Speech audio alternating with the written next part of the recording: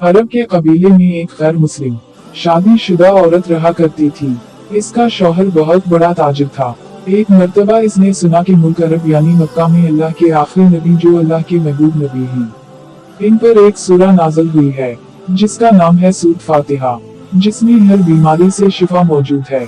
वो जिस पर भी दम की जाती है या पढ़कर फूंकी जाती है वो इंसान अच्छा हो जाता है। यहाँ तक कि इसमें बेशुमार बरकत है। इसमें अब अकीदे की बात है, मुस्लिम हो या गैर मुस्लिम, अल्लाह पाक जिसके दिल में ईमान की रोशनी डालना चाहे, अल्लाह के कुदरत का तो आप सबको अंदाजा होगा। अब किसी शख्स से इस औरत ने सूरत फातिहा सीख ली। फिर जब इसने सूरत फातिहा का तर्जुमा पढ़ा तो इसकी आंखों में आंसू आ गए। वो जब भी ये सूरत पढ़ती थी अल्लाह ताला इसके बिगड़े कामों को संवर देता।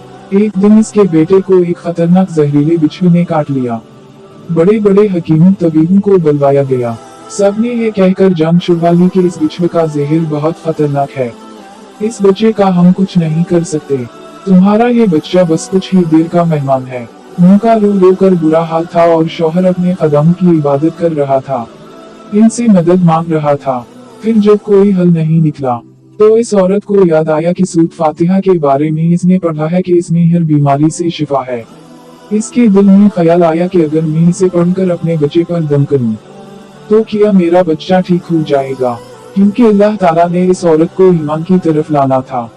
इसके दिल में इस्लाम की मोहब्बत मजीद पैदा करनी थी तो इसकी जबान में तासीर दे दी। जब इसने इस सूरत को पढ़कर इस जगह पर दम किया जहां बिच्छू ने काटा था तो इसका लड़का उठकर बैठ गया और जब इसने सूरत फातिहा को पानी पर दम करके पिलाया तो वो उठकर ऐसे खड़ा हो गया जैसे किसी बिच्छू ने कभी काटा ही नहीं था।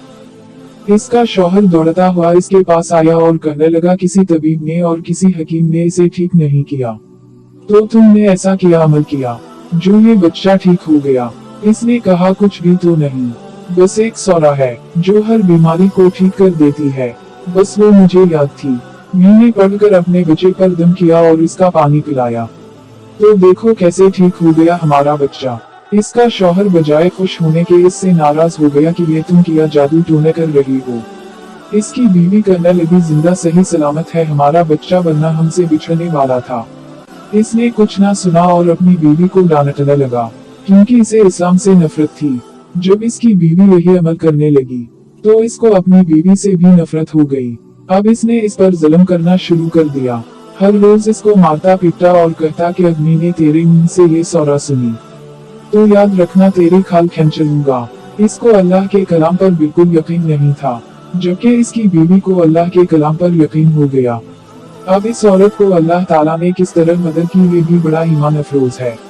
इस औरत का शौहर जब घर से काम करने के लिए निकला, निकलते वक्त जब इसने अपना जूता पहना तो इसमें वही बिच्छू मौजूद था जिसने इसके बेटे को काटा था। इसके दिन से वो बच्चा तो बच गया मगर खुद ना बच सका, क्योंकि जब बिच्छू ने इसको काटा तो जहर पूरे जिस्म में फैल गया और तरफ तरफ के वही दम तोड़ गया। खानदान में ये खबर पहुंची तो कहराम मच गया। अब शौहर दुनिया से जा चुका था। शौहर के मरते ही इसके घर में तो नौबत फाकम तक आ गई। वो औरत कर्जदार होकर रह गई। वो बहुत परेशान थी। दिल में फिर वही बात आई कि मैं सूरत फातिहा का व्रत करती हूँ, क्या पता मेरी परेशानियां भी दूर हो जाएं। फिर वो जोर जोर से सूरत फातिहा पढ़ने लगी। चलते फिरते एकटे बैठते सूरत फातिहा का व्रत करती रही और इतने इत्मीनान और यकीन से पढ़ती रही जिसका कोई हिसाब ही नहीं था। जब कोई बंदा अल्लाह ताला से उम्मीद लगाता है तो अल्लाह ताला अपने बंदों की दम को रद्द नहीं करता। फिर यूं हुआ कि 7 दिन के अंदर अंदर इसको खुशखबरी मिल गई कि इसके कारोबार को संभालने के लिए इसके शौहर का दोस्त आ गया है। जब दोस्त को खबर मिली कि दोस्त की बेवा का कोई सहारा नहीं है तो वो इसकी बेवा के पास आया और कहने लगा आप फिक्र ना करें, वो मेरे भाई की तरह था, मैं आपकी मदद करूंगा और जो भी परेशानियां हैं वो सब दूर हो जाएंगी। फिर इस शख्स ने इस औरत का सहारा बनकर इसका पूरा कारोबार संभाल लिया। फिर धीरे धीरे जैसे जिंदगी पहले थी